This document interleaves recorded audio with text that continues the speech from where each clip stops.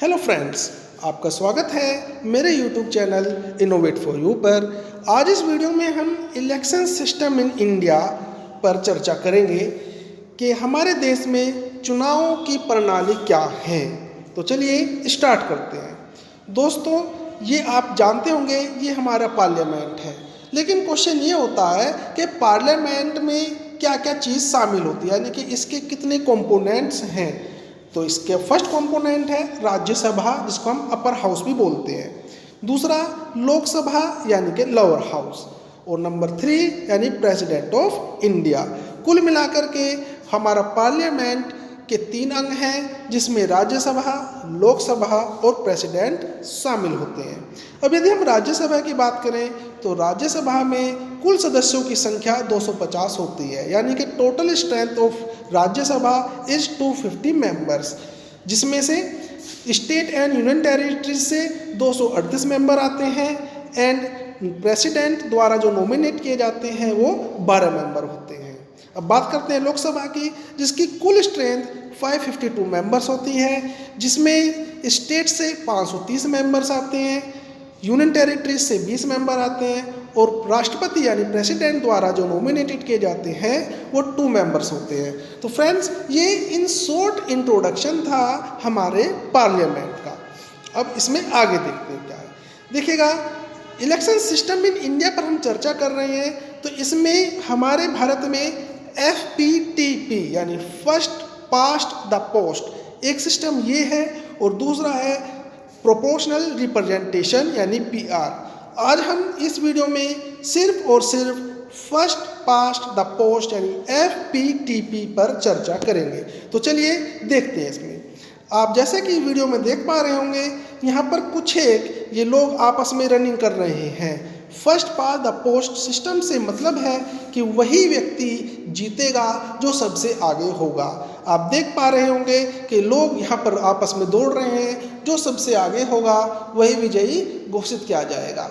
आप इस अधिकतर देखते होंगे जब चुनाव होते हैं, जब इलेक्शन होते हैं, तो बहुत से लोग अपने अपने भाग्य को आजमाते हैं। बहुत से उम्मीदवारों के लिए वोट डाली जाती है। जो उम्मीदवार से ज़्यादा वोट प्राप्त करता है वही चयनित घोषित कर दिया जाता है।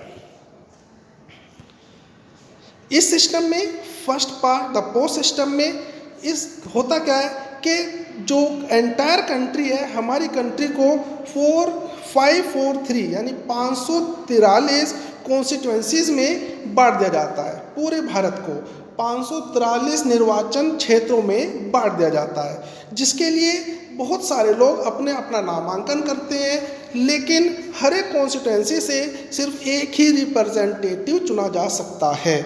आप देखते होंगे कि जब हमारे यहाँ पर इलेक्शन होते हैं तो बहुत से लोग अपना भाग्य आजमाते हैं, लेकिन उनमें से सिर्फ एक ही व्यक्ति उस सीट के लिए चयनित होता है। इस सिस्टम के अंदर वोट डाली जाती है। जो the candidate who secures the highest number of votes in that constituency is declared elected. यानी वोटिंग जब हम करने जाते हैं, अपने पसंदीदा जो उम्मीदवार होता है उसका वोट डालते हैं, और यदि वो सबसे ज़्यादा वोट प्राप्त करता है तो उसको ही हम क्या कर देते हैं, यानी इलेक्शन कमीशन उसको डिक्लेयर कर देता है इलेक्टेड पर्सन। तो ये सिस्टम है first past and the post. अब आपको थोड़ा सा एग्जाम्पल के तौर पर हम 2019 यानी 2019 का लोकसभा चुनाव का परिणाम सामने लेकर आए हैं, इसे आप समझिएगा। जिसमें आप देख रहे हैं कि सबसे ज़्यादा ऑरेंज कलर यानी जो भारतीय जनता पार्टी 303 सीट लेकर के विजयी घोषित हुए। उसके बाद में INC 52, DMK 23, AITC 22, YSRCP 22 and others 120 seats. ये विंस का एक अपने आपके लिए व्हील बना करके यहाँ पर दिया है ताकि आप इजीली समझ सकें। यानी जो सबसे ज़्यादा सीट लेकर के आया वही सरकार बनाने में सक्षम है, वही सरकार बनाएगा।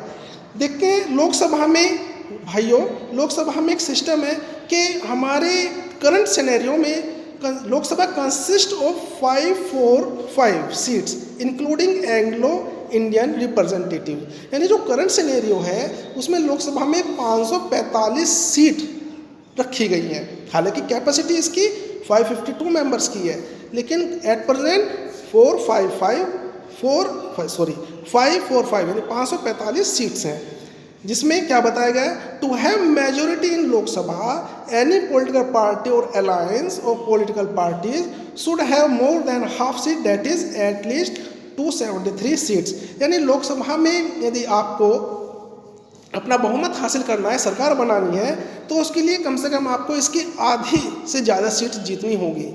आधे से ज़्यादा सीट यानी 273। लेकिन आप देख रहे हैं यहाँ पर बीजेपी यानी भारतीय जनता पार्टी ने 303 सीट प्राप्त करी और जिससे उसने भारत में अपनी सरकार बनाई एक बार फिर से।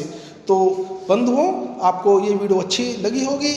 आप के दिमाग में एक क्वेश्चन ये आया होगा, ये तो लोकसभा चुनाव के बारे में सर आपने बताया है, तो जो राज्यों के विधानसभा चुनाव होते हैं उनमें कैसे होता है? तो यही सिस्टम राज्यों के विधानसभा चुनावों में होता है। यहाँ पर अब रिसेंटली बिहार में चुनाव होने वाले हैं, वहाँ भी आप देखेंगे कि जो कैंडिडेट सबसे ज़्यादा वोट लेकर के आएगा वही विजयी घोषित होगा। यही सिस्टम होता है FPTP में। तो नेक्स्ट वीडियो हम आपके लिए राज्यसभा के चुनाव के ऊपर बना करके लेके आएंगे। तब तक आप वेट कीजिए। Thanks for watching. Good bye.